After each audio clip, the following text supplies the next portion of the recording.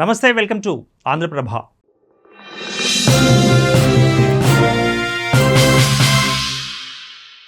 నీటి కోసం చరిత్రలో యుద్ధాలు జరిగాయి. ఇప్పటి వరకు చరిత్రలోని రాజ్యాల్లో నీటి ఆధారిత జీవితాలను చూసాం. అంతెందుకు, మన వీధుల్లోని నల్లా దగ్గర డైలీ పానిపట్టు యుద్ధాలను రెగ్యులర్గానే చూస్తున్నాం. కానీ ప్రభుత్వాలు మారుతున్నా, నాయకులు పోరాడుతూనే ఉన్నా తెలుగు రాష్ట్రాల మధ్య మాత్రం వాటర్ ఫైర్ ఆగడం లేదు. రెండు తెలుగు రాష్ట్రాల మధ్య నీటి చుక్కల కోసం నిప్పురవ్వలు రేగుతున్నాయి. ఇప్పుడు ఆ విశేషాలను చూద్దాం. తెలంగాణలో, ఏపీలో కానీ ప్రధాన ప్రాజెక్టులన్నీ గోదావరి మీదే ఉన్నాయి. కాళేశ్వరం ప్రాజెక్టు క్రింద Medigadda barrage, Annaram barrage, Sundilla barrage కట్టడం జరిగింది. ఏపీలో పోలవరం కడుతూ ఉన్నారు. గోదావరి నీటిని గనుక సరిగ్గా ఉపయోగించుకుంటే సీమ ఎడారిలోనూ పంటలు పండించుకోవచ్చు. అసలు తెలుగు రాష్ట్రాలకు ఆధారమే గోదావరి. కృష్ణానదిపై పై రాష్ట్రాల వాళ్ళు బోలెడని ప్రాజెక్టులు కట్టుకున్నారు. పైన ప్రాజెక్టులు నిండిన తర్వాతే తెలుగు రాష్ట్రాలకు కృష్ణా నీళ్లు వస్తాయి. అందుకే వర్షాకాలంలో గోదావరి వరద పోటెత్తి ప్రాజెక్టులు నిండుతాయి. కానీ కృష్ణమ్మ పొంగడం చాలా తక్కువ. గోదావరిపై ఎన్ని ప్రాజెక్టులు కట్టినా తక్కువే అనిపిస్తుంది ఆ వరద చూస్తే. ఏడాదికి కనీసం 3,000 నుంచి 4,000 టీఎంసీల నీళ్లు సముద్రం పాలు అవుతున్నాయి. 3,000 టీఎంసీల నీళ్లు సముద్రంలో కలవడం అంటే దాదాపు 10% వాడినా కరువు పోతుంది. ఆ ప్రయత్నమే బనకచెర్ల ప్రాజెక్ట్. మహారాష్ట్రలో పుట్టిన గోదావరి తెలంగాణలోని బాసర, మంతని, కాళేశ్వరం, ధర్మపురి, భద్రాచలం మీదుగా ఆంధ్రప్రదేశ్లోకి వెళుతుంది. ఒక్కసారిగా భద్రాచలం దాటిన తర్వాత ఇక ఆ నీరంతా పట్టిసీమ, రాజమండ్రి అంతర్వేది మీదుగా సముద్రంలో కలుస్తుంది. అటు తెలంగాణలో శ్రీరామ్ సాగర్, శ్రీపాద సాగర్, కాళేశ్వరం లిఫ్ట్ ఇరిగేషన్లు ఉన్నాయి. కానీ ఏపీలో గోదావరిపై ధవళేశ్వరం మాత్రమే ప్రధాన ప్రాజెక్ట్. ప్రస్తుతం పోలవరం నిర్మించడం జరుగుతోంది. కానీ ఎవరెన్ని ప్రాజెక్టులు కట్టుకున్నా ప్రతి ఏడాది కనీసం 3,000 టీఎంసీల గోదావరి నీళ్లు సముద్రంలో కలిసిపోతున్నాయి. అందులో 10% అంటే 300 టీఎంసీలు చాలు అంటోంది ఆంధ్రప్రదేశ్. పైగా ఇది నదుల అనుసంధాన ప్రాజెక్టు కూడాను.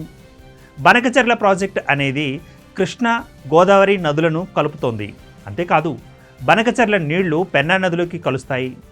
దీంతో దక్షిణ భారతదేశంలో నదుల అనుసంధానానికి అతిపెద్ద పునాది పడినట్లే. ఇప్పటి వరకు పట్టిసీమ లిఫ్ట్ ఇరిగేషన్ ద్వారా గోదావరి నీళ్లను కృష్ణాలో కలపడం జరుగుతోంది. గోదావరికి వరద వచ్చే సమయంలో ఒక్కోసారి కృష్ణమ్మ ఖాళీ అవుతుంది. ఆ సమయంలో పట్టిసీమ నీటిని లిఫ్ట్ చేసి కృష్ణా పరివాహకంలోని పంటలకు సాగునీరుగా అందిస్తున్నారు.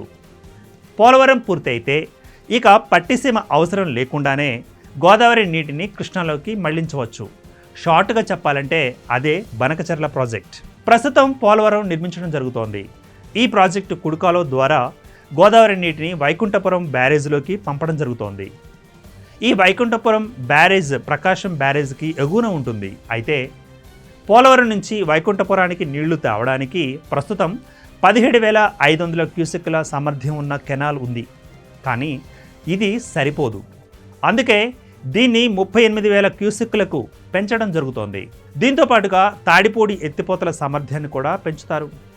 ప్రస్తుతం తాడిపూడి ఎత్తిపోతల కెపాసిటీ 1,400 క్యూసెక్కులుగా ఉంది. దీన్ని 10,000 క్యూసెక్కులకు పెంచడం జరుగుతుంటుంది. ఇక దీనికోసం కొత్తగా 25,000 క్యూసెక్కుల కెపాసిటీతో పోలవరం కుడి కాలువకు సమాంతరంగా వరద కాలువ తవ్వడం జరుగుతుంది. అటు పోలవరం కుడి కాలువ, దానికి సమాంతరంగా తవ్వుతున్న మరో కొత్త కాలువ ద్వారా వైకుంఠపురం బ్యారేజ్కి నీళ్లు తీసుకువెళ్తారు. అంటే గోదావరి ఎర్రనీరు కృష్ణాలోని నల్లనీళ్లకు సంగమం జరుగుతుంది ఇక్కడ.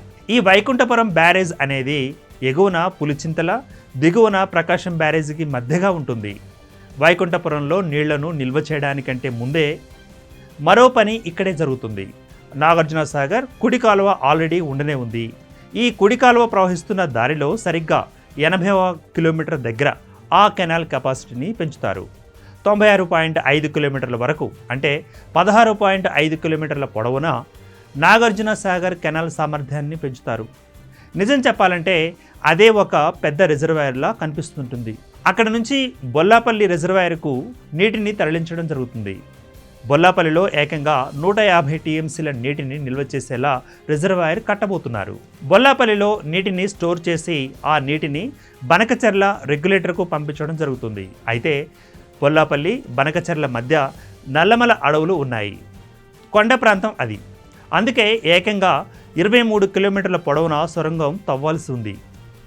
Polavaram project right bank canal ద్వారా వైకుంఠపురానికి, అక్కడి నుంచి లిఫ్ట్ ద్వారా బొల్లాపల్లి రిజర్వాయర్కు, అక్కడి నుంచి బనకచెర్లకు నీటిని తరలించడం జరుగుతుంటుంది. ఇందుకోసం ఏకంగా 80,000 కోట్ల రూపాయల ఖర్చు చేయబోతున్నారు. ఆల్మోస్ట్ కాళేశ్వరం ప్రాజెక్టు సైజ్ ఇది. ఈ నీళ్ళన్నీ ఎప్పుడు తరలిస్తారంటే కేవలం వర్షాకాలం ఉన్నప్పుడే. ఒక రకంగా ఇవి వృధా జలాలుగానే చెప్పుకోవాలి.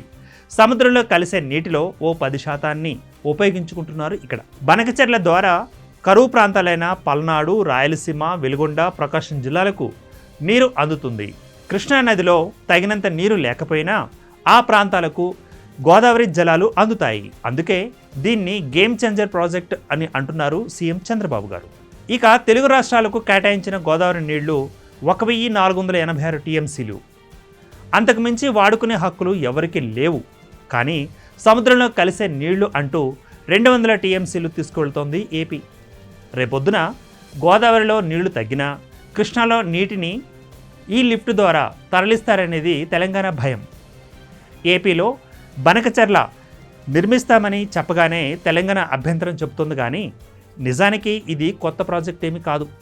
వైఎస్ జగన్ ఉన్నప్పుడే ఈ ప్రాజెక్టుకు రూపకల్పన చేశామని మాజీ మంత్రి అంబటి రాంబాబు చెబుతున్నమాట. 2022లో ఈ ప్రాజెక్టుకు ప్రతిపాదనలను సిడబ్ల్యూసీకి పంపామని క్లెయిమ్ చేసుకుంటోంది వైసీపీ. ఇక బనకచెర్లతో పల్నాడు, రాయలసీమ, వెలుగొండ, ప్రకాశం జిల్లాల సాగునీటి కష్టాలు తీరుతాయని చెబుతోంది. నదీ ప్రవహిస్తున్న రాష్ట్రాలలో చిట్ట చివరి రాష్ట్రానికి కొన్ని ప్రత్యేక హక్కులు ఉంటాయి. సముద్రంలో కలిసిపోయే నీటిని చివరి రాష్ట్రం వాడుకోవచ్చు. ఈ ప్రత్యేక వెసులుబాటు ఎందుకంటే గోదావరి నదిపై మహారాష్ట్ర బోలెడు ప్రాజెక్టులు కట్టింది. ఇటు తెలంగాణలోనూ చాలా ప్రాజెక్టులు ఉన్నాయి.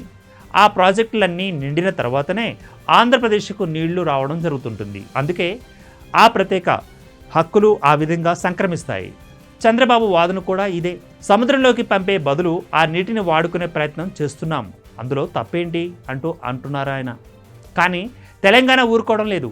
తెలంగాణ ఉద్యమం పుట్టిందే నీళ్లు, నిధులు, నియామకాలు అనే స్లోగన్ నుంచి. ఇప్పుడు నీళ్ల విషయంలో అన్యాయం జరుగుతుంది అంటే తెలంగాణ ఊరుకోకపోవచ్చు. మరి ఈ నీళ్ల జగడాన్ని ఎలా తీర్చుకుంటారో చూద్దాం.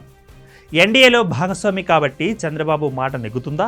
బీజేపీకి తెలంగాణలో అధికారం ముఖ్యం కాబట్టి చంద్రబాబును ఆపుతారా అనేది చూడాలి. ఏది ఏమైనా నీటి చుక్కల కోసం రేగుతున్న నిప్పురవ్వలు త్వరలోనే ఆరిపోయి 2 రాష్ట్రాల మధ్య నీటి వివాదాలు సమసిపోవాలని ఆశిద్దాం. Keep watching Andhraprabha.